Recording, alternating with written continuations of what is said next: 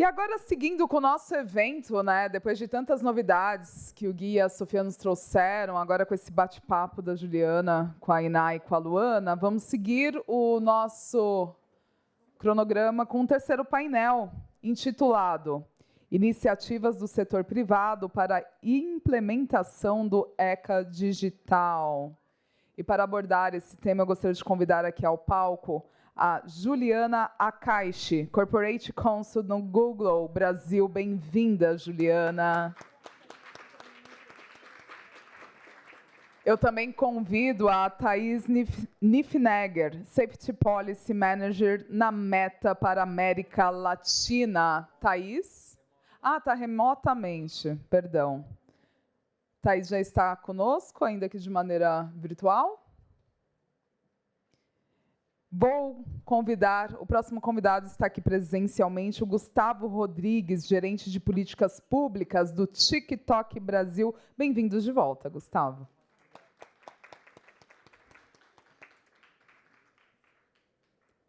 Thaís Niffenegger já está aqui conosco, nos ouve bem? Sim, perfeitamente. Boa tarde. Bem-vinda, Thaís. Também convido o Vinícius, brasileiro, ele que é gerente de segurança da informação, estratégia e risco na Globo. Bem-vindo, Vinícius.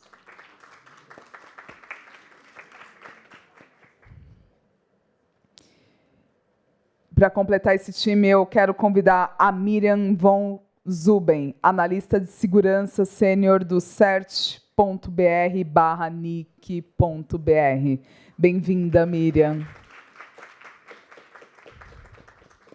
E para moderar esse painel, gostaria de convidar aqui o doutor Atalá Correia, juiz de direito e assessor de apoio interinstitucional do CNMP.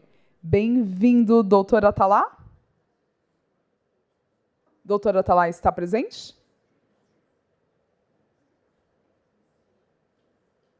Guilherme, consegue... De repente, saiu para tomar um café, fora do horário do coffee break.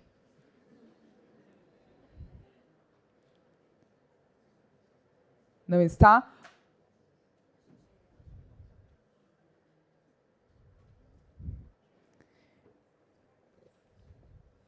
Podemos prosseguir aqui. Guilherme, já que você entende... Gente, o Guilherme é uma pessoa que entende de tudo. E representando a SaferNet Brasil, enquanto o doutor está lá.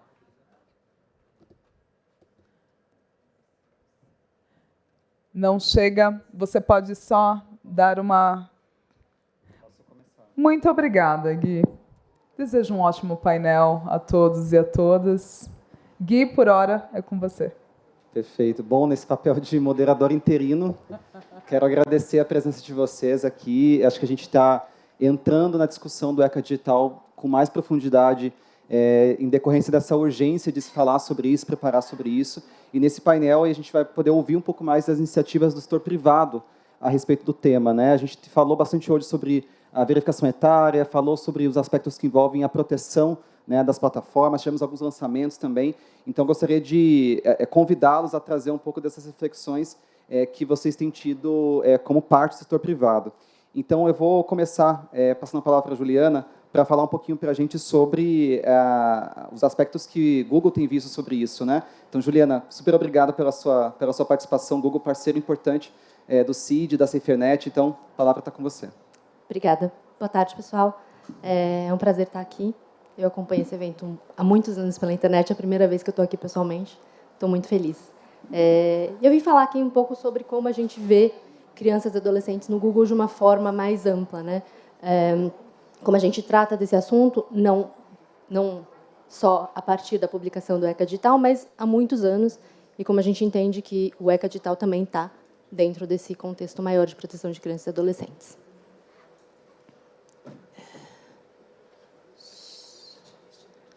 Eu vejo. Ah, tá bom. Obrigada. A nossa abordagem para proteger crianças e adolescentes, ela é faseada, ela é, na verdade, múltiplas camadas e com base em 3 pilares. Então, o pilar de proteção, o pilar de respeito e o pilar de capacitação. Então, quando a gente fala de proteger, a gente está falando aqui das políticas padrão e as proteções padrões que a gente tem nos nossos produtos. Quando a gente fala de respeitar, a gente está falando das ferramentas que a gente tem que permitem com que as famílias possam aplicar as nossas ferramentas da forma que seja mais adequada à realidade delas. E quando a gente fala de capacitar, a gente está falando de materiais que permitem com que as crianças e adolescentes naveguem esse mundo que tem tecnologia nele, não tem como, de uma forma que seja mais adequada à idade delas, e de uma forma segura. Eu vou passar uma mais. E como que a gente faz isso? A gente faz isso através da conta do Google, que é uma conta única que permite que os usuários acessem todos os nossos produtos. E a gente tem, enfim, uma vez logado, a gente tem informação sobre essas pessoas, esses usuários. Para além disso, a gente também sabe que o ecossistema Android ele é um ecossistema mais amplo, baseado na abertura e na escolha, que são princípios fundamentais aí para esse ecossistema. Então, quando eu estou falando de ecossistema Android, eu estou falando num sistema operacional de código aberto que os fabricantes de dispositivos usam e eles fazem customizações, eles fazem alterações que não são controladas pelo Google. Essa é uma diferenciação importante de fazer, porque nesse ecossistema, diferentemente de um ecossistema proprietário, onde uma única empresa controla ali sistema operacional e dispositivo, a gente muitas vezes não tem controle sobre, não tem sequer conhecimento sobre o usuário que está utilizando esse sistema Android no seu dispositivo. Então, por exemplo, o fabricante pode fazer com que, no setup do dispositivo, o usuário não use a sua conta Google, use uma conta proprietária, e aí, nesse caso, a gente tem bem pouca informação sobre esse usuário, ou nenhuma. Então, mas a gente acha que é importante, apesar de ser um ecossistema aberto em que a gente não tem controle, a gente também fornece ferramentas para que esses fabricantes possam cumprir com as suas próprias obrigações de proteção de crianças e adolescentes. Feito esse pequeno desvio, entrar aqui no primeiro pilar, que é proteger, e a gente entende que crianças precisam de uma proteção extra, né? E a gente já faz isso há muitos anos, a gente acha isso super importante. Então, como é que a gente faz isso? Os nossos produtos, eles já têm proteções de padrão, independentemente de se é uma criança ou se não é uma criança, se é uma criança, um adolescente ou um adulto. Então, por exemplo, a gente, em Play, não permite que adquira nenhum conteúdo sem se logar. No YouTube, para conteúdo para adulto, né, 18+, ele também o usuário só pode ter acesso a isso se ele fizer o login. Então, como é que a gente entende essa abordagem para entender se o usuário é uma criança ou um adolescente? A gente parte da autodeclaração ou da declaração do pai sobre a idade da criança. Em cima disso, a gente aplica o nosso modelo de inferência de idade para entender ali, com base no comportamento dos dados que a gente tem, se aquele usuário, eventualmente, é de uma certa faixa etária. E para casos muito limitados, onde a gente entende que tem maior risco e tem conteúdos que não deveriam ser acessados por crianças e adolescentes, aí sim, conteúdos ou serviços, a gente aplica aí uma camada adicional de verificação de idade. A gente sabe que qualquer uma técnica de aferição de idade ela não é 100% infalível, nem no mundo digital, nem no mundo físico. Então, a gente acha que essa abordagem baseada em risco ela é o que faz mais sentido, porque a gente consegue, ao mesmo tempo, garantir acesso a conteúdo e, de outro lado, proteger privacidade, enfim, e os direitos do usuário. Não faz sentido você utilizar técnicas de aferição de idade ou de verificação de idade muito intensivos em dados quando você não tem um risco muito grande, porque isso não é no melhor interesse da privacidade do usuário. Então, a gente vê dessa forma. Uma vez que a gente entende aí que o usuário é menor de idade, aí a gente tem proteções adicionais para essa conta. Então, eu trouxe aqui só alguns exemplos, né? Então, por exemplo, em Play, ele não consegue nem ver, nem navegar, nem comprar conteúdo que é classificado como 18+. Na busca, o desfoque do Safe Search é ativado por padrão. Em anúncios, eu acho que isso também é uma coisa que o ECA Digital fala muito, a gente não permite personalização de anúncio. E o tipo de anúncio que é oferecido é restrito, então, conteúdos sensíveis não são mostrados, por exemplo, álcool, bets. E no YouTube, a gente tem ali a proteção do que é para maiores de 18 anos. A gente sabe que a aferição de idade é uma tarefa bem complicada, e amanhã vai ter um dia inteiro sobre isso. Mas o jeito que a gente vê aqui é que as responsabilidades também têm que ser compartilhadas. Então, a gente pensa a aferição de idade dividido entre 3 principais atores. Os desenvolvedores dos serviços, os formuladores de políticas públicas e as plataformas tecnológicas. Então, a gente entende que os desenvolvedores são quem tem melhor informação e que são mais capacitados para fazer essa aferição de idade. Por quê? Porque são eles que conhecem o conteúdo que está no seu aplicativo. Esse conteúdo pode mudar com uma frequência muito grande. E são eles que têm o contato direto com os usuários. Então, eles são a fonte mais segura de quem é esse usuário e o que ele deveria oferecer para esse usuário. Do lado de políticas públicas, a gente também acha que tem um papel super importante, inclusive, por exemplo, para determinar quais são os padrões aceitáveis de verificação ou aferição de idade. E aí, do lado de plataformas tecnológicas, a gente está investido em fornecer infraestrutura e ferramentas para que todo mundo consiga cumprir com suas obrigações de aferir idade. Bom, eu falei bastante aqui de como a gente trata proativamente para a proteção de crianças e adolescentes, mas a verdade é que tem bilhões de conteúdos nos nossos produtos. A Iná trouxe aqui um número que sempre me estarrece, que são 500 horas de vídeos de YouTube que sobem em cada minuto.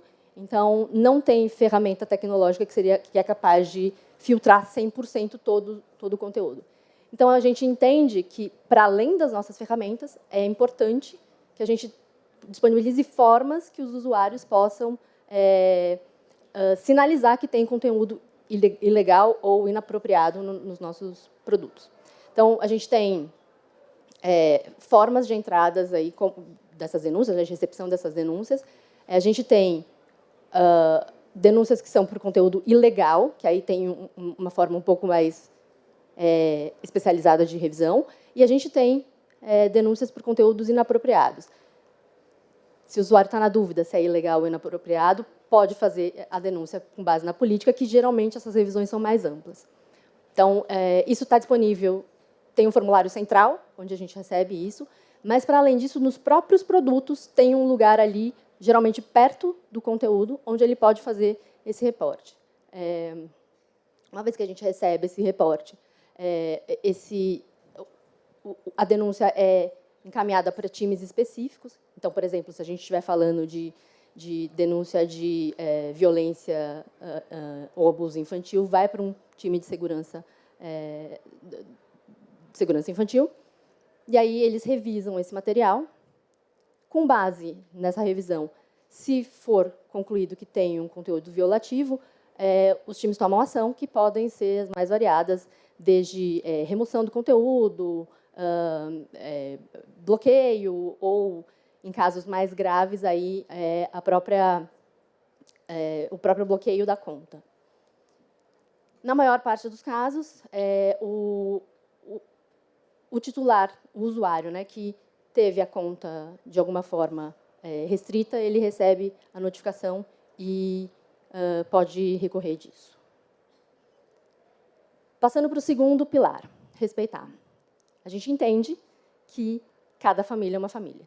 Então, e as escolhas de uma família podem não ser a mesma da outra. Uma criança de 10 anos talvez tenha uma maturidade diferente de uma outra criança de 10 anos, e a gente acha que é super importante respeitar a escolha das famílias. E a gente cria os nossos produtos com isso em mente. Então, o que a gente faz? A gente disponibiliza ferramentas que permitem com que as famílias possam tomar as decisões sobre como utilizá-las. Então, aqui, indo de baixo para cima, no Android, nos dispositivos que têm sistema operacional Android, tem aí como eles fazerem a gerência do seu bem-estar digital. E aqui é uma ideia que as crianças e adolescentes comecem a brincar com esses controles e conseguir estabelecer limites para o que eles estão fazendo. Então, aí tem horário de dormir, pausas, eventualmente, se eles quiserem não receber notificações, então bloquear notificações por um certo tempo. No YouTube, a gente tem experiências supervisionadas que podem ser customizadas pelos pais conforme a idade e a maturidade das crianças. A gente está falando aqui não só de YouTube Kids, mas de experiências supervisionadas, onde tem uma granularidade maior de controles. A Iná também falou de alguns lançamentos que já estamos aqui no caminho. E no topo, a gente tem, no topo aqui do slide, não mais importante, mas aqui no topo do slide, tem o Family Link, que é nosso produto de controle parental. Mas eu não vou falar sobre ele, porque amanhã tem um painel só sobre isso. A gente também entende que é importante para as crianças e adolescentes conseguirem interagir com serviços digitais e conteúdos digitais de uma forma que seja adequada à idade deles. Então, por exemplo, aqui falando de YouTube, nesse slide, eles têm aqui como fazer os ajustes de quanto tempo de tela e tal. Esses controles também estão mudando. Para contas de crianças e adolescentes, qualquer vídeo que eles subam são, por padrão, privados. E a gente mostra também momentos de educação durante o uso do produto. Então, aqui, por exemplo, essa tela aqui da direita, que vocês estão vendo, é um aviso que aparece quando ele vai, por exemplo, postar uma mensagem no YouTube. Por último, o pilar de capacitar, que não é menos importante, o próprio ECA reconhece que a internet é um instrumento importante na vida e no desenvolvimento das crianças e dos adolescentes. E a gente acha a mesma coisa. Tem muito conteúdo bom na internet e a gente acha que promover esse tipo de conteúdo ajuda as crianças a entenderem melhor o mundo e conseguir se relacionar com isso que vai estar na vida delas, né? Então, esse tipo de tecnologia vai estar disponível durante a vida inteira, não só durante a fase adulta. Então, a gente quer direcionar, quando elas são crianças e adolescentes, para conteúdos melhores. Então, eu trouxe aqui 3 exemplos. Esses são mais direcionados para crianças mais jovens, mas tem, por exemplo, esse do meio é da Google Play, onde você tem uma aba específica para criança, onde todo o conteúdo é curado e você consegue selecionar com base na idade, ali nesses ranges de idade. E, por fim, a gente também acha que é importante fornecer recursos adequados que permitam com que crianças e adolescentes entendam, em linguagem acessível para elas e compreensível para elas, o mundo que rodeia elas. Então, dentro de Family Link, a gente tem um guia de privacidade, que ele tem o mesmo conteúdo, escrito de forma diferente, com recursos visuais e audiovisuais diferentes para grupos de idades diferentes. E a gente tem também o programa Seja Incrível na Internet, que não é novo, mas é um querido, que tem aí recursos gratuitos para entender o mundo onde a gente vive, entender um pouco de cidadania digital. E era isso que eu tinha para hoje, as minhas primeiras considerações. Muito obrigada de novo por estar aqui.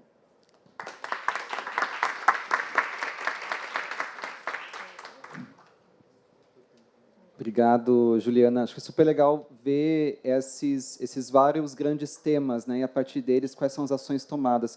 Acho que foi legal também, porque anteriormente a gente ouviu, né, de Luana e Iná também, outras iniciativas também voltadas já para os criadores de conteúdo, então é um ecossistema muito grande mesmo, né? Então, super obrigado por compartilhar com a gente. A gente vê que as ações estão sendo tomadas e as adequações sendo feitas, né? Então, super obrigado. Contigo agora primeiro? Vou passar, então, a palavra para o Gustavo, TikTok. Conte para a gente um pouquinho mais das ações pensadas. Já falou um pouco mais cedo, né? Mas vamos ouvir um pouquinho mais das ações pensadas pela plataforma.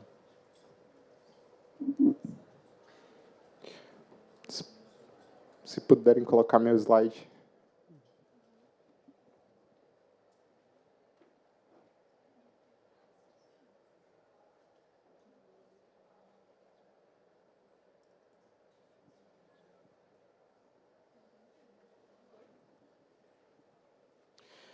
Olá novamente. Prazer muito grande estar aqui. E eu queria aproveitar essa oportunidade para explorar 3 eixos dos esforços de proteção da infância que o TikTok vem desenvolvendo no Brasil: tecnologia, políticas e ações educativas. Eu sou o gerente de políticas públicas da empresa e vou estar explorando esses temas ao longo dos próximos minutos. Onde que é aqui? Esse aqui? Ah, tá. Então, assim como algumas das colegas falaram em relação a outras plataformas, nós temos nos dedicado muito a oferecer uma experiência adequada à idade. O que isso significa? Respeitando a autonomia progressiva do adolescente, a gente tem uma camada geral de proteção para todas as contas que têm menos de 18 anos e uma camada adicional de proteção para as contas que têm menos de 16. Então, todas as contas que têm menos de 18 anos, elas têm o tempo de tela diário limitado a 60 minutos, elas não têm acesso a uma série de funcionalidades, ou seja, live é bloqueado, gifts virtuais, né, o envio de valores e presentes virtuais é bloqueado, nós não enviamos anúncios personalizados para essas contas e elas não têm acesso ao TikTok Shop. Para as contas que estão abaixo de 16, ou seja, de 13 a 15 anos, nós temos ainda mais proteção. Então, essas contas elas são privadas por padrão, só os amigos podem comentar nos vídeos, ninguém pode baixar os vídeos dessas contas, elas não têm acesso às mensagens diretas, nem enviar e nem receber, e elas não têm acesso a 2 funções que permitem a interação com vídeos de terceiros, que são o dueto e a função de costura. Isso tendo em mente que a idade mínima de uso do TikTok no Brasil é 13 anos, e o debate sobre a aferição de idade é super complexo, como a Juliana explorou. Nós também temos utilizado uma combinação de diferentes técnicas, incluindo a autodeclaração, mas também estimação comportamental e, eventualmente, estratégias verificativas no caso dos recursos. Então, esse é um debate que está evoluindo e nós estamos em diálogo com os reguladores e com os especialistas para continuar avançando nessa frente.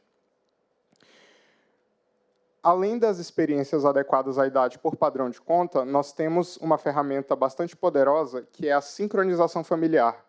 Por meio dela, eu que sou pai, que sou responsável, eu posso vincular a minha conta com a conta do meu adolescente, e aí eu tenho um controle muito maior sobre a experiência desse adolescente. Então, eu posso definir um tempo personalizado de uso, posso limpar de conteúdos que eu considerar inadequados o feed for you do meu adolescente, que é o feed principal da nossa plataforma, posso ter um controle maior sobre o que ele está buscando, as configurações da conta e todos esses aspectos que os pais muitas vezes têm interesse em acompanhar.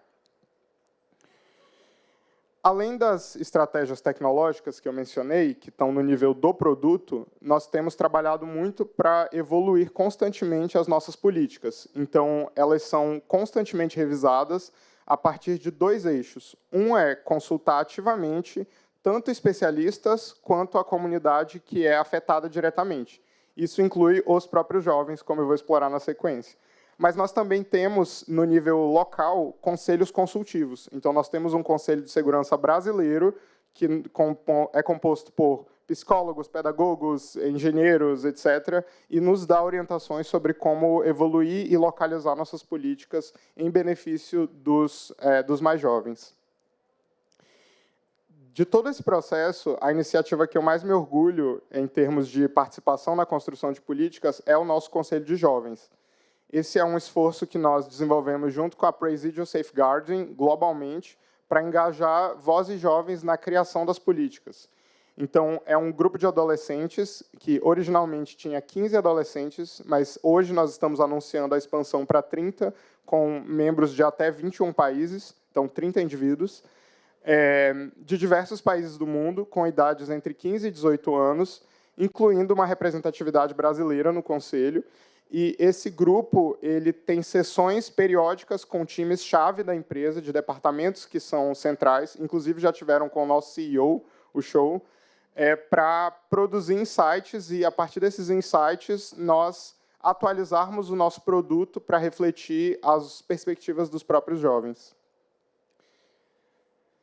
E aí nós chegamos no terceiro eixo, que é o de educação e ações para não só ter as ferramentas e ter as políticas, mas garantir que elas estejam sendo comunicadas para a nossa comunidade. Então, hoje de manhã eu mencionei um trabalho que nós fizemos ano passado, que me deu muito orgulho também, que foi de trazer policiais do Brasil inteiro, de todas as unidades federativas, para treiná-los sobre como combater e investigar crimes sexuais contra crianças.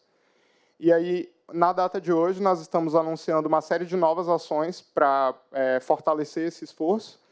Uma delas é a campanha #Por uma Internet Segura 2026. Essa é a terceira edição dessa campanha, que nós realizamos todo ano. SaferNet, parceira fenomenal, que tem estado com a gente ali desde a primeira edição. Agradeço novamente a Juliana e ao Gui, que estão aí no esforço de revisar roteiro, revisar vídeo, aprovar o criativo. E é uma campanha em que nós convidamos esses 4 criadores, o Tadeu França, a doutora Faida Bello, o João Pedro Rangel, Operação Barbarussa, e o Marcos Tinoco, do canal Tinocando TV. E, ao longo do mês de fevereiro, eles vão publicar vídeos educativos sobre os temas de segurança da internet. O primeiro vídeo foi publicado hoje, eu convido todo mundo a abrir o TikTok da SaferNet para deixar seu like lá. E esses conteúdos serão impulsionados pelo TikTok para garantir que eles alcancem o máximo de visibilidade possível. Os conteúdos da campanha foram construídos com base no nosso segundo anúncio do dia, que é a cartilha Segurança, Tamanho e Família, segunda edição, que nós também fizemos em parceria com a SaferNet.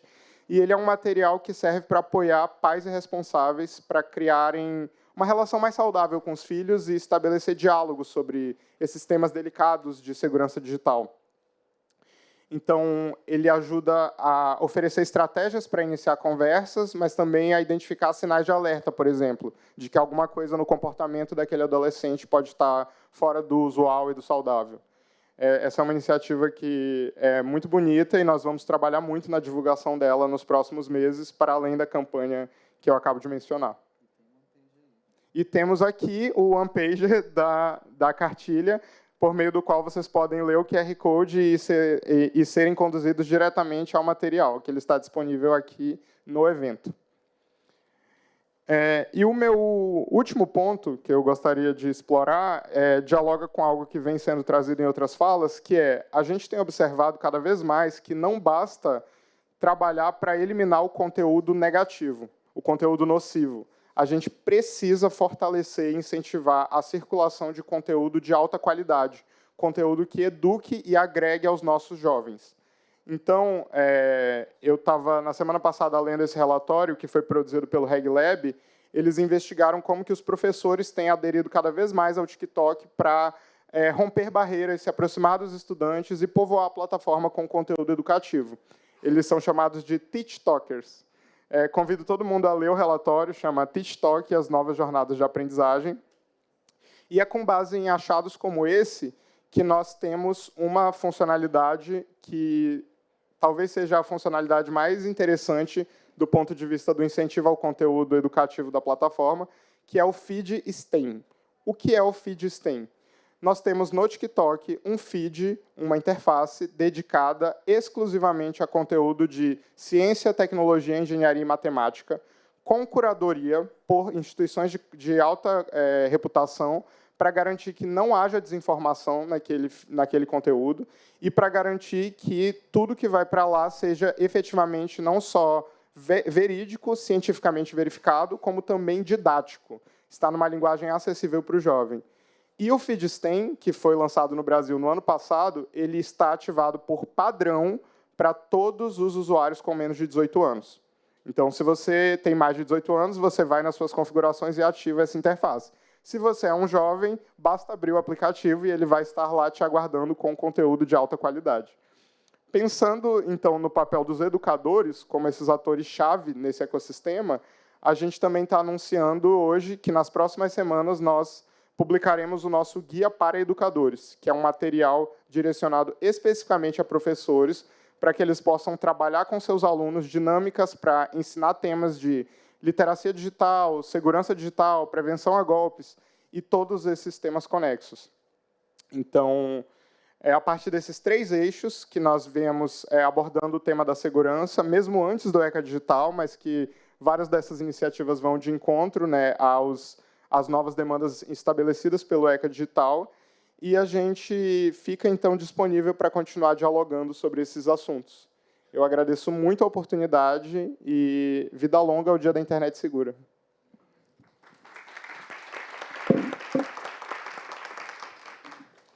Bom, eu sou suspeito a falar porque participei da construção da cartilha, mas recomendo para que as pessoas conheçam o material, acho que em especial pensando nessa lógica de trazer reflexões para as famílias, para tirarem, né, o problema do armário e começarem a discutir mais sobre isso a partir dos seus lugares, né? Então, obrigado, Gu, pela sua contribuição também. Eu vou chamar agora a Thaís, que está remotamente, Thaís Niffenegger, para trazer as contribuições também a partir da meta. Thaís, super obrigado de novo por estar com a gente. Que pena que não está presencial, mas que bom que está com a gente remotamente. Então, a palavra está com você. Muito obrigada, Gui. Vocês me escutam bem? Oi, vocês me escutam bem? Boa tarde. Perfeito. Tá ótimo. Primeiramente, eu queria agradecer a Safernet, o NIC.br, o CGI.br pelo convite.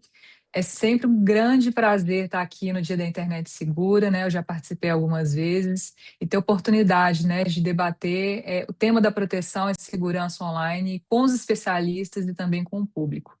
E também queria te cumprimentar, Gui, obrigada por fazer o papel de moderação, né? Eu vou pedir para a produção ir passando os slides para mim, pode ser? Vocês podem passar para o próximo, por favor?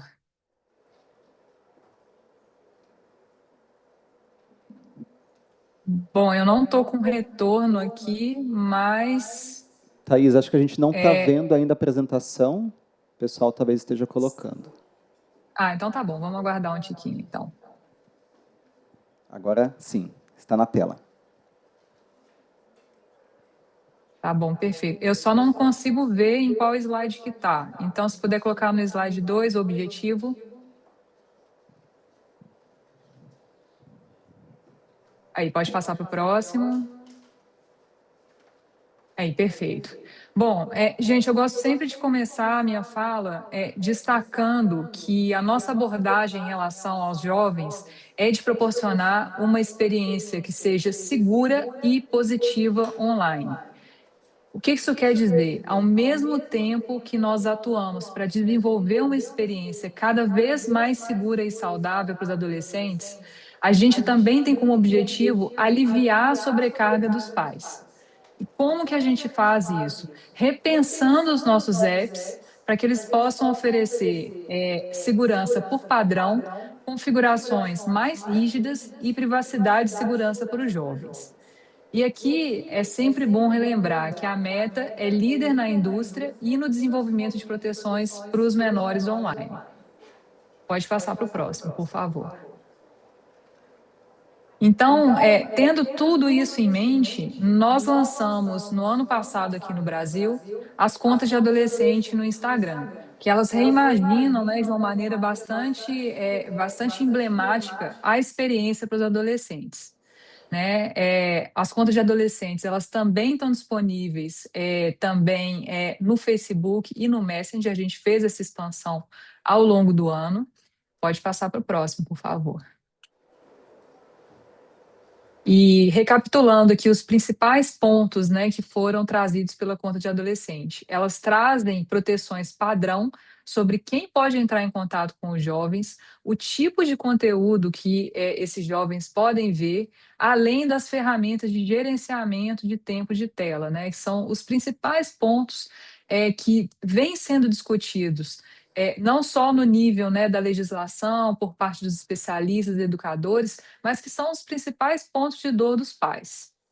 Pode passar para o próximo, por favor. E por que as contas de adolescente? Né? As contas de adolescente, elas possuem essas proteções automáticas, né, integradas, que foram especificamente desenvolvidas para poder abordar esses 3 principais eixos.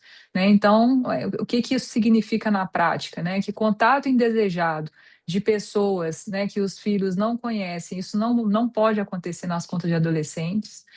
O conteúdo inapropriado também não é acessível, né, para esse público menor de idade. E existem ferramentas para poder customizar o tempo, né, que esses adolescentes passam online. Então, de uma maneira padronizada, né, já vem com algumas configurações pré-instaladas, tá? E os pais também, através da supervisão parental, eles também têm a opção de customizar, né, especificamente para cada filho, né, observando ali, né, os combinados da família, o tempo que eles podem estar dentro da plataforma. Isso aí é um recurso bastante interessante e veio muito do processo de consulta que a gente faz de uma maneira permanente, né, com pais e com adolescentes ao longo do tempo. As contas, elas são, por padrão, privadas. O que isso significa? Né? Que elas, por padrão, não são contas públicas, elas são privadas, né? Então elas são restritas ali às pessoas que os jovens seguem, né? Um adulto que não está conectado com o adolescente, ele não consegue enviar pedido de amizade, ele não consegue trocar mensagens com esse adolescente, então isso aí é algo bastante importante, né? E as configurações de mensagem, elas são mais rigorosas, né?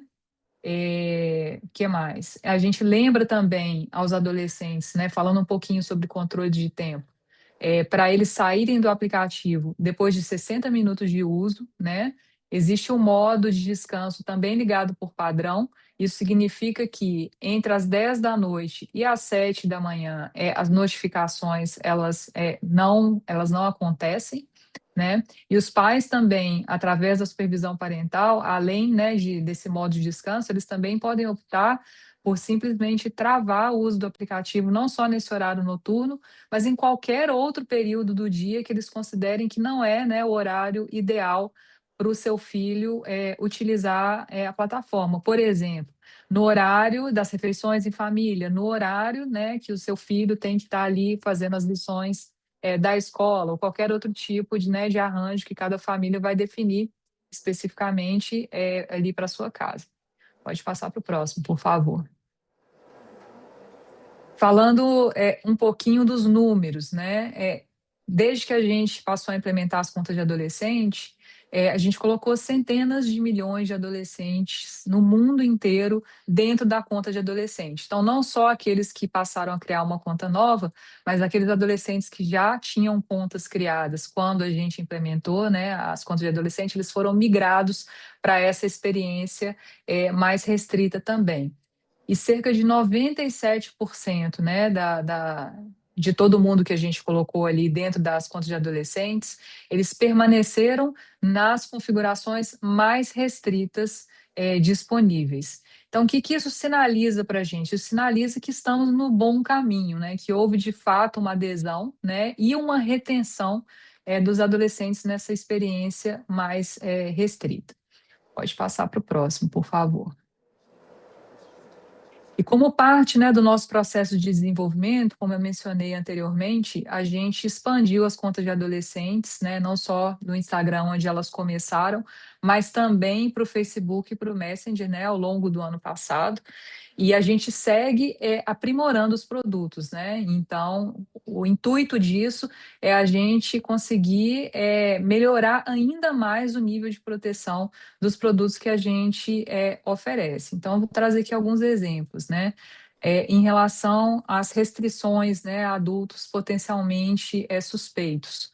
Em julho do ano passado, a gente anunciou medidas adicionais, né, para reforçar a segurança das contas, também as contas administradas por adultos que representam menores. Então, para esse tipo de conta também, todas as restrições, né, as camadas de proteção adicionais das contas de adolescente também passaram a vigorar para essas contas, né, de adultos representando os menores.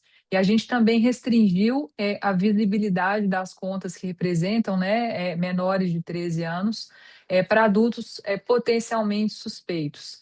Então, essas contas não são recomendadas entre si, elas têm menor visibilidade dentro da busca, e comentários feitos por adultos potencialmente suspeitos em publicações de contas gerenciadas por adultos de menores, elas também ficam ocultas, né? Então, O objetivo disso tudo é, de fato, trazer camada adicional de proteção, tanto para as contas de adolescente, como contas de adultos que representam menores de idade.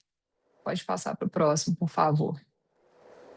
O ECA Digital, né, que é o nosso marco legal, que foi aprovado, né, em setembro do ano passado, que vai passar a viger em março desse ano, ele se aplica, né, a todos os produtos e serviços acessíveis, né, por crianças e adolescentes no Brasil, e tudo isso com o objetivo de disciplinar, né, o funcionamento do uso das plataformas pelos menores de idade e garantir também padrões mínimos na indústria. Então, falando um pouquinho mais sobre isso, pode passar para o próximo slide, por favor.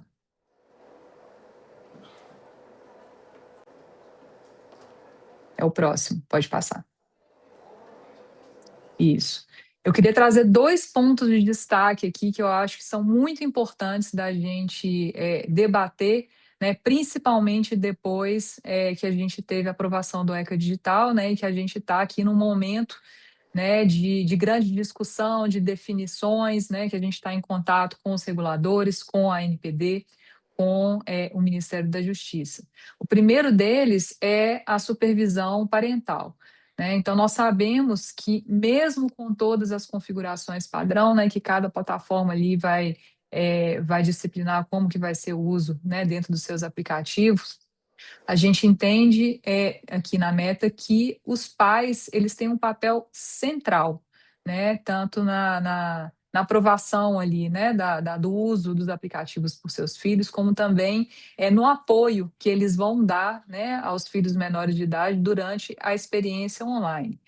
E por isso também nós desenvolvemos ferramentas, né, de supervisão úteis e intuitivas para que os pais consigam, de uma maneira fácil, né, de uma maneira simplificada, acompanhar, né, o uso que os seus filhos fazem dentro dos aplicativos e para que eles também tenham ali ferramentas para poder customizar o uso dos aplicativos conforme a necessidade de cada família, né? Então, aqui só para poder trazer um pouquinho, né, do que significa a supervisão parental, eles podem customizar, como eu mencionei anteriormente, eles podem limitar o tempo de uso, né? Podem colocar bloqueios ali em períodos específicos do dia, colocar limites diários, né? Além disso, através do painel de controle, os pais eles conseguem ver os dados ali das contas dos filhos, quanto tempo eles gastaram na plataforma, quem são as pessoas que eles seguem, usuários que os seus filhos bloquearam. Eles não têm acesso ao conteúdo específico de mensagens privadas trocadas por uma questão de privacidade, mas eles conseguem ter visibilidade sobre todas essas outras coisas ali, né, que trazem informações muito valiosas para eles, para que eles consigam fazer, de fato, um acompanhamento, né, do uso da plataforma pelos seus filhos. E lembrando, aos menores de 16 anos, para eles realizarem qualquer alteração nas configurações padrão das contas de adolescente, eles precisam necessariamente da autorização dos pais ou do responsável, né, através ali da supervisão parental, para eles alterarem essas configurações para saírem ali do modo mais limitado. Pode passar para o próximo, por favor.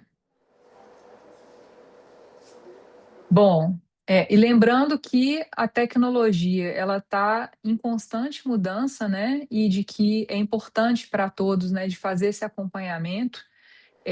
A gente sabe que, para além de tudo aquilo que a gente traz, né, em termos de inovação, né, de aumento de segurança dentro dos aplicativos, também é necessário que se tenha uma padronização de indústria, né, que a gente tenha soluções que vão além, né, daquilo que a gente consegue oferecer dentro dos aplicativos.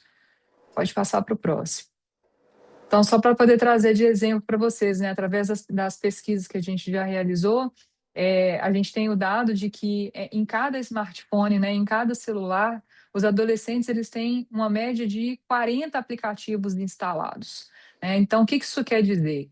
Que o fardo ali, né, dos pais de fazer o monitoramento de cada um dos aplicativos, né, que os seus filhos eles estão usando é bastante grande, né? E como a gente pensa num país aqui, né, que tem muitas desigualdades sociais, tem muita desigualdade em relação à própria literacia digital, essa é uma tarefa bastante difícil ali para os pais conseguirem fazer com maestria, né? E a gente também tem a realidade de uso, né, das tecnologias em uma idade cada vez mais precoce e uma variedade enorme de aplicativos, né? Então, essa aí que é a grande tarefa. E a gente, né, enquanto plataforma, a gente procura tentar simplificar ao máximo, né, a tarefa dos pais, né, para que seja muito simples, para que seja muito intuitivo para eles de conseguir realizar esse monitoramento, de conseguir fazer esse apoio adequado para o uso dos aplicativos por parte dos filhos.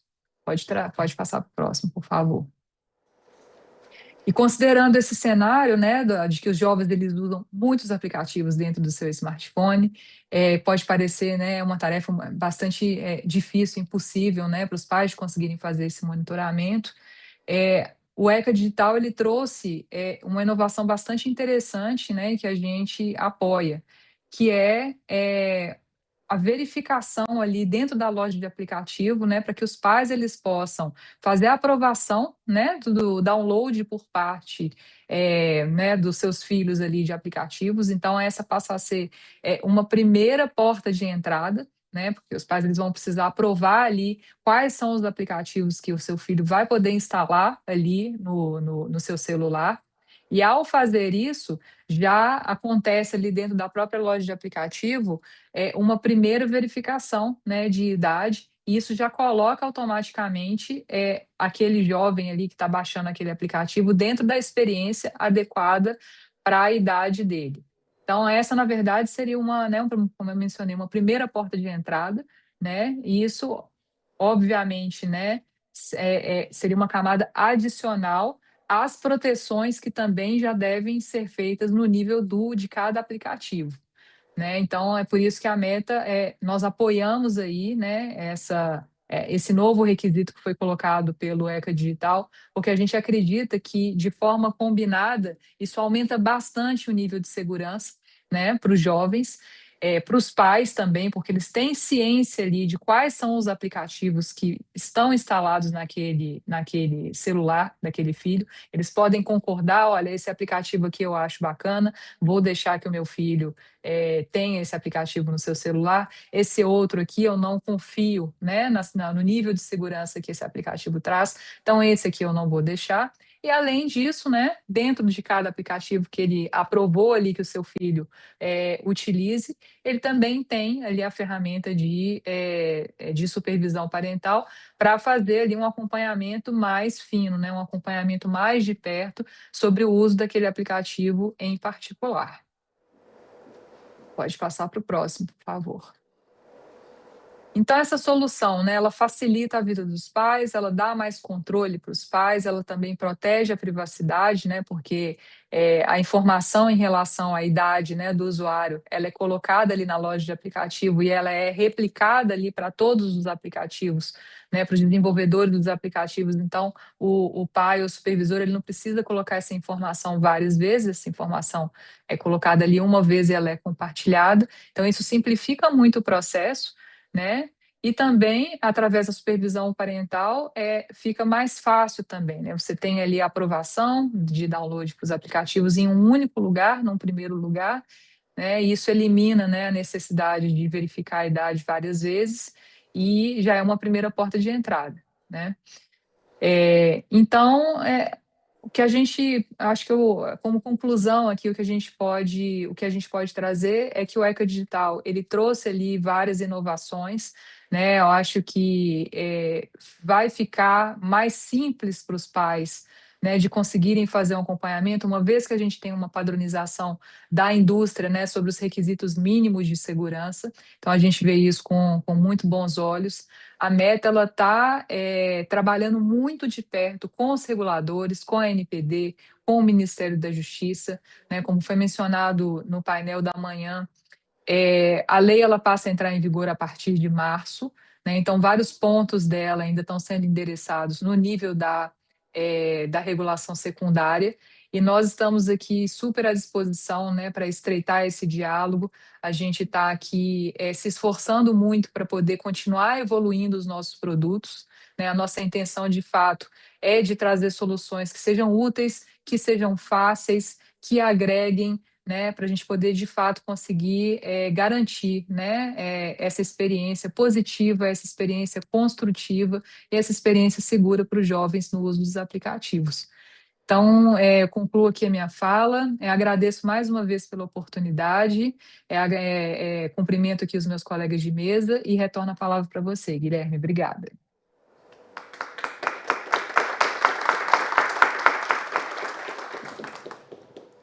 Super obrigado, Thaís. Achei muito legal você, uma das suas telas colocou várias e várias mudanças que estão sendo previstas no ECA Digital e o impacto que isso tem para as plataformas, né? Então, acho que amanhã vamos ter um painel específico sobre verificação etária, mas a gente já tem, acho que um gosto importante desses debates que ainda estão acontecendo, de quais são as melhores soluções que a indústria pode trazer e que podem subir, de fato, a qualidade do que a gente está pensando e com o resultado melhor que a gente pode pensar para a proteção, né? Então, super obrigado pela sua contribuição também. Passo agora a palavra para Vinícius, da Globo. Vinícius, obrigado por estar com a gente aqui de novo presencialmente, para que você também possa contar um pouco para a gente dos esforços, das ações que estão sendo feitas pela Globo dentro dessa temática. Olá, boa tarde. Meu nome é Vinícius Brasileiro. Primeiro, agradecer aqui ao Guilherme, né, por estar conduzindo aqui o painel para a gente. Agradecer a SaferNet e também parabenizar a SaferNet pelos 20 anos, né, uma data emblemática, né, de trabalho. Agradecer também o Tiago por ter feito o convite. Já eu acho que é o terceiro ano que eu estou aqui para trazer um pouco do que a Globo vem fazendo em prol da segurança digital, levando informação para a população brasileira. Agradecer também ao NIC-BR, ao CGI-BR, também por participar, ajudar na construção desse evento, que tem ampliado a cada ano, aumentado a cada ano. E vou trazer um pouco aqui do que a gente construiu, né, do que a gente publicou ao longo de 2025, dentro da temática aqui do ECA Digital e também na prática de segurança digital para os nossos telespectadores. Então, rapidinho aqui, sou o Vinícius Brasileiro, sou gerente de segurança da informação da Globo, né, trabalho ali dentro dessa parte específica aqui, os meus colegas são muito de políticas públicas, eu atuo na parte técnica de segurança, mas tenho um braço grande ali na parte de educação e comunicação sobre segurança digital. Eu queria começar a minha abertura falando aqui de um grande marco, né, que a gente já fala desde o ano passado, que é a inteligência artificial, um meio que traz inúmeras oportunidades, proporcionalmente igual inúmeros desafios.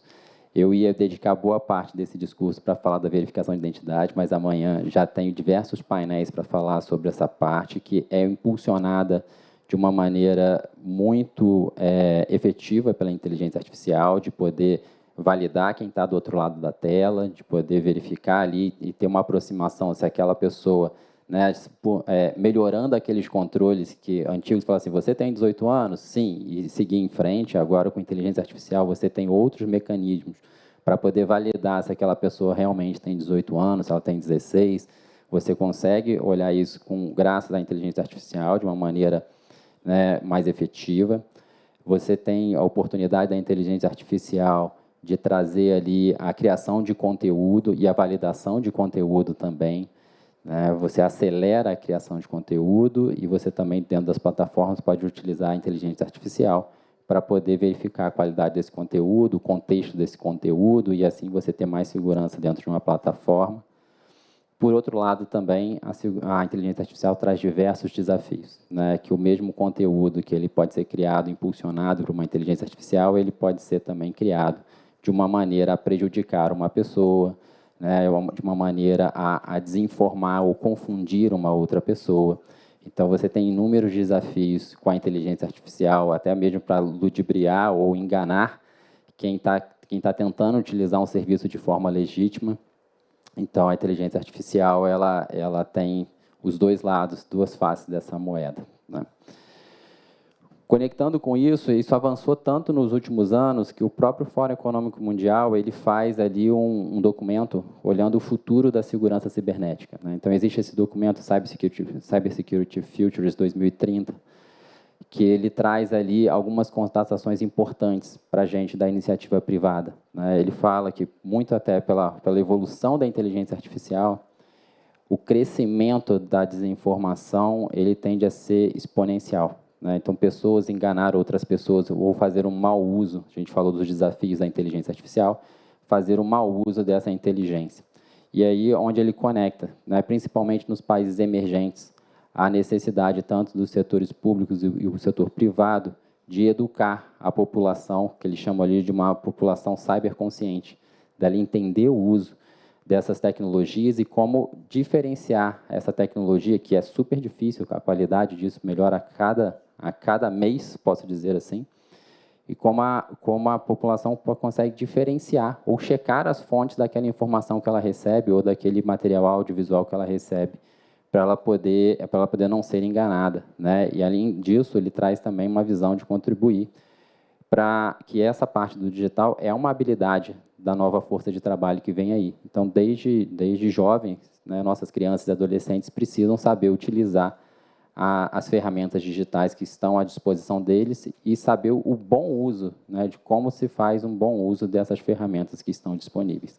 Isso traz também um debate muito interessante para os pais, né? Os pais não estão preparados, muitos pais, para educar seus filhos ali nesse uso dessas ferramentas digitais, que né, a gente está no meio de uma geração que não nasceu digital, ela se transformou digital, para uma geração que é totalmente digital agora, e os pais ali precisam se adaptar e ajudar nessa parte de educação digital das crianças e dos adolescentes para poder utilizar bem a tecnologia.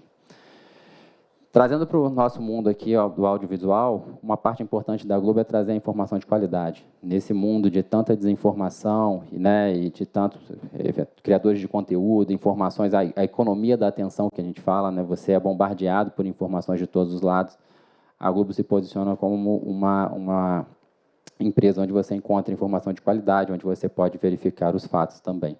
Então, a gente traz aqui o tema de segurança digital, ele foi abordado praticamente em todos os nossos programas em algum momento ao longo do ano, né? Então, desde o jornal matinal, do jornal mais tarde da noite, programas de entrevista, programas de variedade. Por que isso é importante? Porque é uma forma de a gente atingir os mais variados públicos, né? Quem está assistindo a TV de manhã, ou quem só consegue assistir à noite, ou, eventualmente, aquele que assiste um programa específico de entrevista. Ele, em algum momento do ano, ele foi tocado ali pela parte da segurança digital. Muito impulsionado aí, né, pelo ECA. Opa, deixa eu ver se eu passei demais aqui. Muito impulsionado ali pelo FELCA, né? Então, o FELCA dominou por um período de tempo as emissoras, né, e a parte de informação dentro do contexto ali que ele trouxe da adultização dos menores. Aí vou trazer aqui um pequeno recortezinho, só para a gente não tomar muito tempo do que a gente falou. Ampliando em todo o planeta a discussão sobre o acesso de crianças e adolescentes às plataformas digitais. Aqui no Brasil está pronta uma nova lei com regras mais rígidas sobre o tema. O novo Estatuto Digital da Criança e do Adolescente entra em vigor dentro de 3 meses. Como conduzir os filhos por um lugar desconhecido e cheio de perigos? Estamos falando da internet. Até hoje, toda a responsabilidade da vigilância estava nos ombros das famílias e das escolas. A partir de março, pais e educadores ganham uma ferramenta importante nesse cuidado.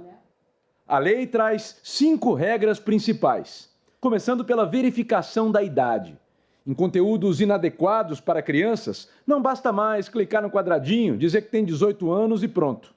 As plataformas são obrigadas a oferecer mais proteção. As plataformas passam a ter o dever de monitorar e remover rapidamente conteúdos nocivos, sem esperar por denúncias. As chamadas Big Techs também não podem mais direcionar anúncios para crianças e adolescentes. Nas redes sociais, todas as contas de menores de 16 anos vão precisar ser vinculadas à conta de um adulto responsável, reforçando o papel dos pais. Eu ensinei a andar de bicicleta, ensinei, sei lá, o pai ensinou a jogar bola. Eu também tenho que ensinar a usar a rede social. A quinta regra reforça todas as outras. São as punições. A Agência Nacional de Proteção de Dados passa a fiscalizar as plataformas e pode aplicar sanções, como advertências e multas de até 50 milhões de reais. Nos casos mais graves, a lei prevê até a suspensão e a proibição de funcionamento das plataformas pelo Poder Judiciário. A Sociedade Brasileira de Pediatria elaborou um manual com orientações para médicos e pais. E lembrando que existe vida fora do mundo virtual. Converse com seu filho, interage com seu filho, fora das telas. Essa é uma matéria que a gente trouxe para falar do ECA Digital, ainda 3 meses atrás, no final do ano passado, para poder trazer luz, que o papel é informar as pessoas e também trazer que a responsabilidade não é só da plataforma. Né? A plataforma vão se adequar, vão ter controle de melhores, vão fazer parte dessa solução, mas isso passa muito pelo depoimento da mãe. Né? Que essa matéria é bem maior, eu pedi esse recorte aí que a gente fez, porque o pai ensinou a andar de bicicleta, ensinou a jogar futebol, precisa ensinar também a segurança digital, como é que você se comporta digitalmente. A gente falou mais cedo premiando ali a cidadania digital, é papel dos pais também terem esse trabalho. Bem, trazendo aqui mais um recorte, né? Então, ao longo do ano, foi muito ali em cima da adultização que o Felca falou, teve bastante pauta sobre isso, mas, além disso, a gente trabalhou esse tema em outros produtos da casa. Né? Por exemplo, toda terça-feira, é um quadro que eu gosto bastante, né? Dentro do programa Encontro ali, você tem o Caça-Golpes com o Cauê Fabiano, que ele desmistifica ali os golpes digitais que estão acontecendo no momento, então ele traz ali informação para as pessoas de como se proteger desses golpes. Dentro do ano ainda, a gente trouxe ainda mais matérias falando, né, eventualmente a gente tenta cercar com o nosso jornalismo os momentos, então o Cauê tem toda terça-feira, mas ainda assim noticiamos ainda no Jornal Nacional, no Fantástico, inclusive no domingo agora, que eu vou trazer só no ano que vem, né, porque eu estou trazendo aqui o recorte do ano, então falamos ali sobre a plataforma do Roblox, no domingo no Fantástico, quem pode assistir, sobre o chat, né, como é que tem funcionado o posicionamento do Roblox. Então, a gente tem dado luz e a intenção é que cada vez mais possamos falar disso abertamente e torne natural. Né? Assim como tantas outras campanhas, a parte de segurança digital faça parte do cotidiano do nosso noticiário também. E aí, não só na Globo, espero que nas outras emissoras também. Quanto mais gente falando disso, melhor. Bem, só para não passar, estamos falando do ECA Digital aqui, mas só para não passar em branco, no ano passado também teve um caso de vazamento de informações que a gente tratou dentro de Vale Tudo. Acho que aqui, até para não passar do meu tempo aqui, vou passar rapidinho, mas só para falar que na dramaturgia também o tema é presente, sempre que possível, né? Desde quando acontece algo muito relevante, a dramaturgia traz essa visão, então já teve Baleia Azul, né? Vários desafios mais antigamente, então na dramaturgia também acompanha isso de muitas formas. E a parte aqui importante do Festival LED, né? No ano passado, em parceria inclusive com a SaferNet, ele participou com a gente também, dentro do movimento LED. A ideia é que o movimento LED, que é sobre luz na educação, nós possamos falar com educadores também sobre segurança digital. E no ano passado fizemos um experimento, tem até a cartilhazinha ali do NIC-BR também, que a gente produziu em conjunto, né? Quer dizer, a gente distribuiu lá dentro desse evento, e ela foi super importante. Então, tivemos 2 ações ao longo do movimento LED, uma delas foi no LEDinho, que é voltado para as crianças, e ali dentro da temática lá dos detetives do Prédio Azul, então a gente tinha um stand ali para falar com as crianças que iam lá, brincavam num jogo de amarelinha, e dentro desse jogo de amarelinha ele ia respondendo algumas perguntas sobre segurança digital. Eu posso compartilhar uma foto minha na internet, eu posso fazer não sei o quê, e as próprias crianças respondiam. Alguns pais ficaram positivamente surpresos de ver o conhecimento da própria criança, que ela sabia responder corretamente as perguntas. Eu não posso falar com estranhos e tal. Foi uma dinâmica bem legal, contamos ainda com a palestra do pessoal da SaferNet, que ajudou a gente nesse movimento. E no outro braço do movimento LED, a gente fez uma roda de conversa com educadores sobre segurança digital, né, e como é que você traz esse tema para as escolas, principalmente para trabalhar o tema com os jovens e com os adolescentes em idade escolar, porque no ano passado, como bem sabem, teve a proibição de uso de celular nas escolas, né, teve uma grande discussão sobre isso, e a gente trouxe ali nessa roda de conversa com os educadores, falando ali da importância desse movimento, por que ele é importante e como é que você protege os jovens dos riscos da segurança digital nesse mundo. E como a gente não pode ficar de frente, então somos uma plataforma de criação de conteúdo livre, a gente é uma plataforma de streaming também, né? Então também temos que nos adequar ao ECA Digital. E o Globoplay também tem a criação de perfis e também tem agora a parte do perfil infantil. Vou passar aqui rapidinho, tem a construção ali do vídeo, né? E qual é a ideia? Muitas plataformas têm, né, o perfil ali que você pode colocar o perfil de criança, mas nem todas ainda têm o contrário. Quando você cria um perfil infantil e a sua criança tenta transitar para um outro perfil, para ela sair, ela precisa da senha do pai. Muitas plataformas fazem o contrário, né? Você bota uma senha na plataforma, no perfil de adulto, para não entrar. E aqui a gente fez desse modo, que o infantil, a criança pode utilizar na parte dela, mas se ela quiser navegar pelos outros perfis, para sair do perfil infantil, ela precisa da senha dos pais.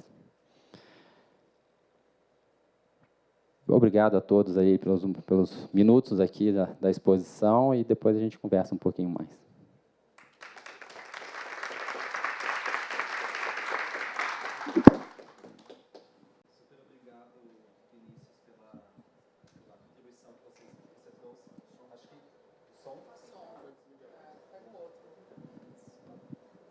Alô?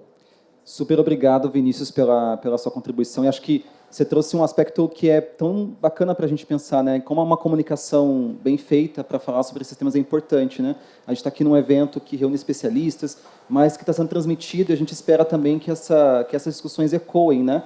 Com outros públicos também. Então, muito legal você trazer esses exemplos de como a gente pode abordar o tema, né, com a população e explicar o que vai mudar, o que vai acontecer, né? Então, super obrigado também pela sua contribuição.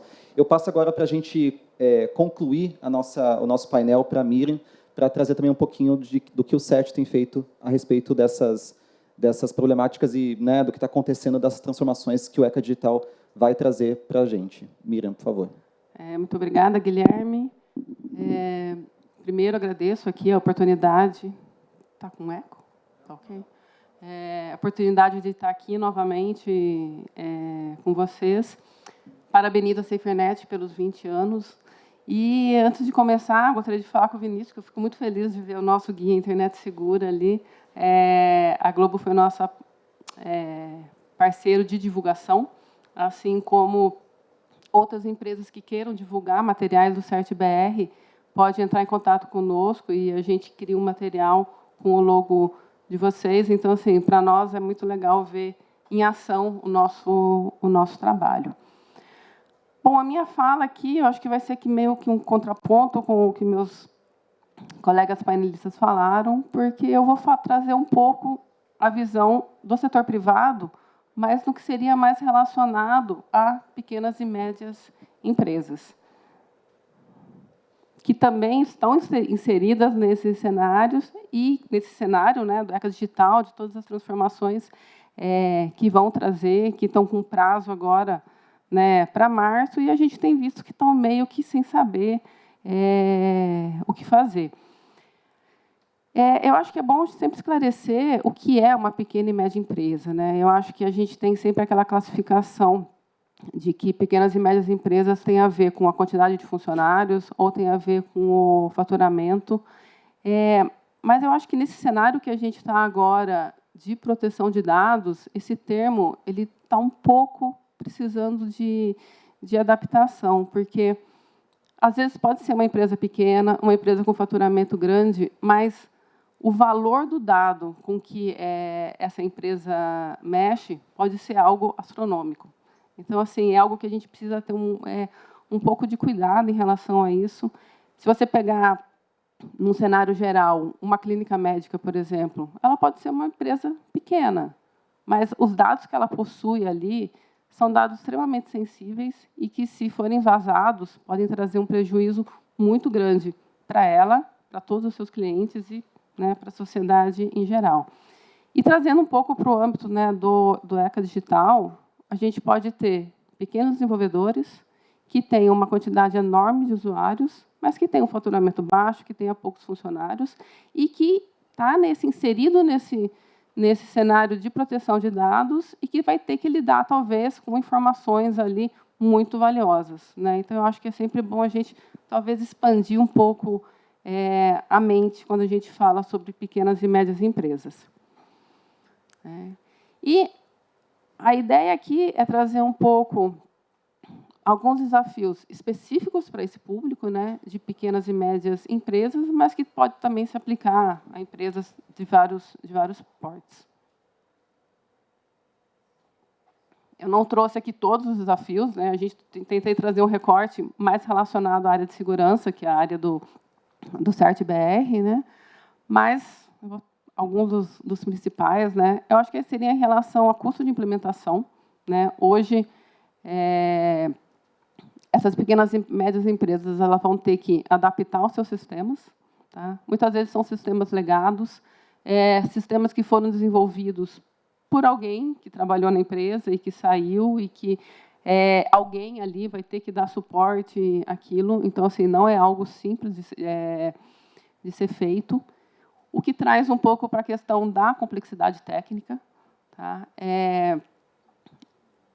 Eu sei que é um assunto que vai ser abordado, né, com mais detalhes amanhã, a questão de aferição de idade, mas, por exemplo, uma das soluções que está sendo falada como uma das melhores são baseadas em provas de conhecimento zero, que tem todo um conteúdo técnico muito grande, né, envolvido, e que não é simples de ser implementado, talvez nem por grandes empresas, muito menos por pequenas empresas. Então, assim, talvez você precise, essas empresas precisem contratar pessoal especializado para isso. Esse pessoal, como eu falei, nem sempre ele pode estar disponível internamente, e ele vai ter que, para se adaptar, ele vai ter que depender de terceiros. Né? Então, assim, ele vai ter que usar outras soluções. Né? Isso pode aumentar a sua área de risco, ou seja, você vai estar pegando, né, soluções, APIs de outras empresas, você vai estar usando aquilo. Aquilo pode ser algo que não se adeque necessariamente, né, às obrigações aqui brasileiras. Então, tem toda uma questão aí envolvida. E, dependendo da solução, né, ela pode se tornar um ponto único de falha. Então, o problema que tiver nessa solução pode expor todos os clientes, né, daquela solução. E entrando um pouco mais na parte de proteção, né, de dados e de privacidade, uma coisa que a gente tem visto, eu até vou mostrar nos próximos slides alguns exemplos públicos, né, que aconteceram, né? Toda essa questão do ECA-digital ele pode levar a um aumento, tanto na coleta como no armazenamento de dados sensíveis, mesmo estando no ECA aqui. Né? Tem que haver uma minimização dos dados coletados, eles não poderiam ser armazenados, mas existem alguns exemplos que a gente está vendo que, né, isso acaba podendo levar, sim, ao armazenamento e à coleta desses dados. Dados esses que estariam, né, poderiam estar na criação de bases de dados centralizadas e que podem se tornar um grande atrativo para atacantes. Ou seja, essas empresas elas podem vir a ser um alvo maior, né, de atacantes do que elas estariam antes, né, das implementações. E, né, esses atacantes podem tentar invadir essas bases de dados, seja por senhas, seja por exploração de vulnerabilidades, ou um problema que a gente costuma ver também, às vezes, é o que a gente chama de insider threats, que, às vezes, são funcionários da empresa que recebem propostas milionárias, e esse milionário tem a ver justamente com o dado, com o valor do dado que está ali, e que, às vezes, são cooptados, né, para o lado negro ali, né, e a gente tem vários casos que a gente já viu disso, né, de pessoas que acabam entrando, né, nesse mundo, porque o valor ali é muito grande, né, do que ela tem, né, do poder que ela tem na mão. E todos esses dados vazados, né, eles podem ser usados para golpes, né, em geral, pode ser usado para invadir outros sistemas. Furto de identidade, né, no sentido que, entre as informações vazadas, pode ter documentos dali. E, principalmente, para extorsão. Né? Existem casos em que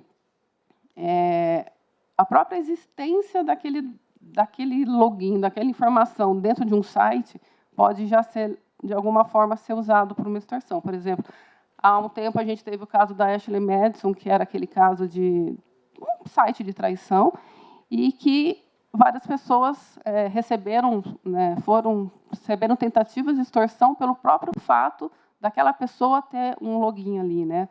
E se você fala em público, em sites, por exemplo, 18+, ou algum outros tipos, às vezes só o fato da pessoa ter, né, aquela informação associada ao site pode, de alguma forma, ser levado a uma tentativa de extorsão. Isso aqui são algumas notícias do ano passado, de coisas que a gente já tem visto, de que como toda essa questão de verificação de idade, né, já está tendo essa questão, essa visão de que isso pode se tornar uma mina de ouro para os atacantes, né, e que, né, a gente pode, né, infelizmente, ver um aumento nessas tentativas de acesso a essas informações.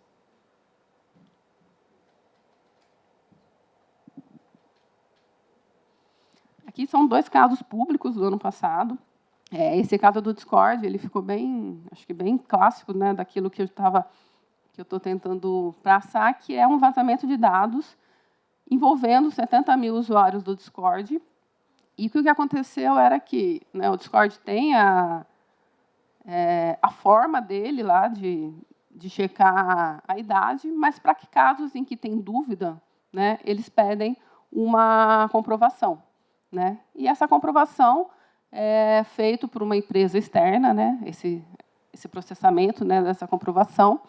E, nesse caso, apesar de que havia, né, todo informativo de que aquelas informações não estariam sendo armazenadas, teve vazamento de dados envolvendo cerca de 70 mil usuários, ou seja, que eram esses usuários que precisaram fazer uma verificação a mais. E eu acho que leva, né, acho que é bem emblemático isso, porque, né, você tem uma grande plataforma, mas que, na verdade, ela está delegando isso para um outro, e ela continua sendo responsável, mas que, como toda essa parte de segurança, na verdade, ela se aplica a toda a cadeia de desenvolvimento, né? Então, assim, todos aqueles que estão envolvidos também acabam sendo responsáveis por aquilo. E um outro caso de vazamento de informações de identificação é esse site TIA. É um site usado por mulheres que fazem comentários sobre seus parceiros e que teve um vazamento, assim, sem entrar na questão ética, né, do site em si, teve um vazamento das informações dessas usuárias e elas passaram a sofrer risco, inclusive, de segurança física, porque foi vazado tanto as informações, né, de identificação delas como os comentários que elas haviam feito. Então, assim, né, são alguns exemplos de riscos que a gente tem com, né, o armazenamento indevido dessas informações de identificação. E só um detalhezinho que eu esqueci de falar do outro lado, quando a gente fala em vazamento de dados, a gente associava muito a senhas, né? Senhas é algo que é complicado, mas você pode alterar. Mas quando a gente fala em vazamento, por exemplo, de documentos ou vazamento de dados biométricos, isso ou não dá para alterar, ou é muito mais difícil de alterar. Então, assim, é um cenário um pouco maior até. E aqui, como melhorar, né, esse cenário, a ideia era trazer um pouco de boas práticas. O meu tempo, infelizmente, é muito curto para trazer, né, as boas práticas que a gente tem, mas quando a gente fala em um ataque, né, a um sistema, né, apesar dos ataques serem diferentes em si, poderem ser diferentes, eles acabam tendo um ciclo de vida bem parecido entre eles, né? Então, eu trago aqui, depois eu vou falar, é um material que nós do CertBR, preparamos sobre ransomware, mas que o ransomware tem uma similaridade muito próxima ao que a gente está falando aqui, porque um dos problemas, um dos impactos do ransomware é a exfiltração de dados. Tá? Então, assim, a maioria dos ataques ela passa por um acesso inicial, que é uma credencial vazada, ou pode ser uma exploração de vulnerabilidade, ou algum golpe de engenharia social. Ela passa por um ciclo em que o atacante vai tentar manter a persistência dele ali, ou seja, se ele for pego, alguma forma dele conseguir retornar, ele vai tentar obter os privilégios necessários para o acesso, por exemplo, que ele precisa, e ele vai fazer uma movimentação ali lateral dentro da empresa ali, até ela conseguir exatamente chegar na informação que ele quer, e aí partir para o impacto, que pode ser criptografia, pode ser filtração de dados ou, né, algum outro tipo. Então, aqui eu não vou passar exatamente sobre todos, eu vou deixar o link aqui para o nosso material, mas o que a gente vê é que muitos dos ataques que tem hoje, eles poderiam ser evitados com controles básicos de segurança, controles que são falados há muito tempo e que a gente vê que as empresas ainda falham na implementação. E, às vezes, você tem um mesmo controle que ela pode ser usado em diversas fases, né, de um ataque. Então, às vezes, uma proteção para um determinado problema pode te ajudar em vários momentos. Mesmo que eles não consigam impedir o ataque, esses controles podem ajudar a retardar, né, e limitar, talvez, o impacto. Só destacando aqui dois, que seria, por exemplo, usar a autenticação multifator e fazer gestão de vulnerabilidades. Com isso, a gente já conseguiria evitar boa parte do acesso inicial às empresas, né? E a gente já conseguiria meio que quebrar o ciclo ali. Seria tratar melhor, né, a parte de senhas, exigir, né, um segundo fator e manter os seus sistemas atualizados. Outros pontos, né, conscientizar funcionários, eu acho que é muito importante, principalmente para essa questão de insider threat, né, de explicar para os funcionários a importância deles junto, né, à organização. E aqui só citando outros controles, né, usar ferramentas de proteção, fazer e proteger backups, reduzir a superfície de ataque. Isso tem a ver com o que eu falei de você pegar soluções externas que, às vezes, você está, na verdade, aumentando a sua superfície de ataque, gerenciamento de identidades e acessos e segmentação de rede. Eu vou estourar, acho que 2 minutinhos meu tempo, mas só para explicar aqui que, como eu falei, isso aqui está no nosso material, cada um, né, dividindo no ciclo de vida, a gente tem os controles, e a ideia é mostrar que o mesmo controle ele pode ser aplicado nos seus diversos fases do ciclo de vida. E a gente passou aqui, principalmente na parte de proteção, que era o que eu estava falando, e aí um pouquinho dos controles, né, que a gente apresenta para a detecção. Mas a ideia é que, quanto antes o ataque for detectado, mais fácil será minimizar ou até evitar o impacto. Mas, para você detectar, você tem que estar preparado. Você tem que ter ferramentas, e não apenas coisas técnicas, mas também ter pessoas que entendam, né, daquilo lá. Não adianta você ter um monte de log, você ter um monte de coisa, se não tem ninguém compreendendo aquilo. Eu vou destacar só esse item 2, a parte de monitoração de tráfego, que eu acho que, né, esses lugares onde a gente vai ter essas bases de dados, né, elas vão, importante monitorar tanto o tráfego interno, o tráfego de entrada para ela, porque elas podem começar a receber conexões que ela não devia, mas também o tráfego externo, em questão de aumentar a exfiltração de dados. Aqui também é o mesmo ciclo, né, mas os controles baseados na parte de detecção. E eu convido vocês a conhecerem um pouco mais detalhes, né, todos os controles que eu passei. Ele está no nosso manual, no nosso guia de Hansford. Esse guia está disponível lá fora também, caso alguém queira pegar. E aqui tem o QR Code, né, caso alguém queira baixar. Obrigada e peço desculpa.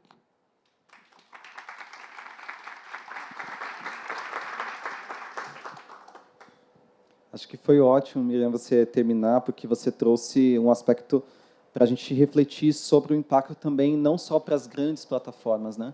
E aí acho que você trouxe ali todos esses itens, me leva a pensar que a gente precisa, ao propor soluções, também pensar nessa escala, né, dos negócios e tudo mais. Então, acho que foi super importante você trazer essa contribuição sua aqui para o nosso debate. Para a gente encerrar a discussão e ir para o nosso coffee break, vou convidar para que todo mundo faça uma pequena fala aí de encerramento. Acho que a gente levantou muitas bolas, né? Talvez para a gente encerrar um pouquinho com uma fala de encerramento, começando pela Juliana, por favor. Obrigada. Queria agradecer de novo estar aqui.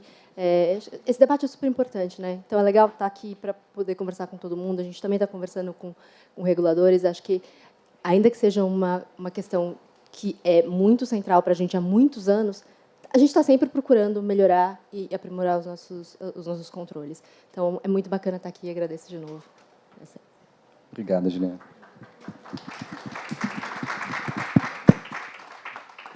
Também gostaria de agradecer enormemente pela parceria por todos esses anos e pela oportunidade de estar aqui. A internet que usamos. E também dizer que, novamente, esse é um debate que não começou com o ECA Digital e não vai se encerrar com o início da vigência dele, né? A gente segue aí dialogando sobre a interpretação e sobre a regulação infralegal e como encontrar soluções que, ao mesmo tempo, garantam a proteção das crianças como prioridade absoluta, como prevê a Constituição, e seus demais direitos fundamentais. Então, soluções técnicas, soluções bem fundamentadas e produzidas a partir do diálogo multissetorial. Obrigado. Vou convidar a Thaís, que acho que ainda está conosco remotamente. Estou aqui, sim. Obrigada. Queria agradecer também pela oportunidade de estar aqui mais um ano, né, encontrando com especialistas sempre muito brilhantes, né, para a gente poder continuar debatendo esse tema que é tão importante, né, e ver como que a gente consegue avançar na discussão e com o objetivo, claro, né, de a gente conseguir continuar se aperfeiçoando, que a indústria possa crescer juntas, né, e, enfim, agradecer mais uma vez, obrigada, né? Espero encontrá-los em outras oportunidades.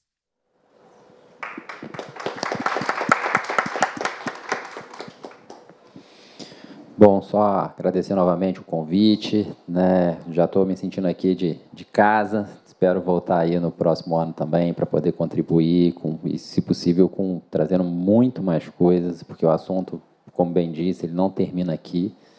O ECA Digital é uma parte, mas a segurança digital ela tem muitas outras frentes e a gente vai estar aqui conversando aqui no Dia da Internet Segura. Vida longa ao Dia da Internet Segura aí por muitos anos.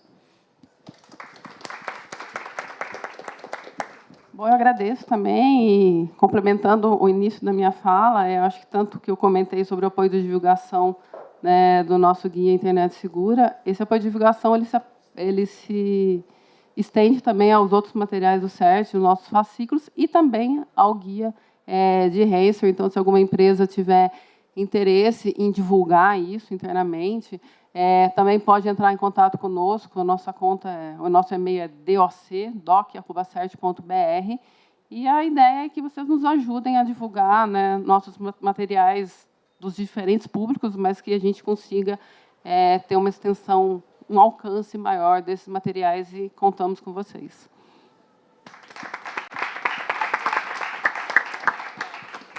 Super obrigado. Passo agora para a Natália. Guilherme, você brilhou muito. Uma salva de palmas para o Guilherme, que mediou essa mesa brilhantemente. Obrigada.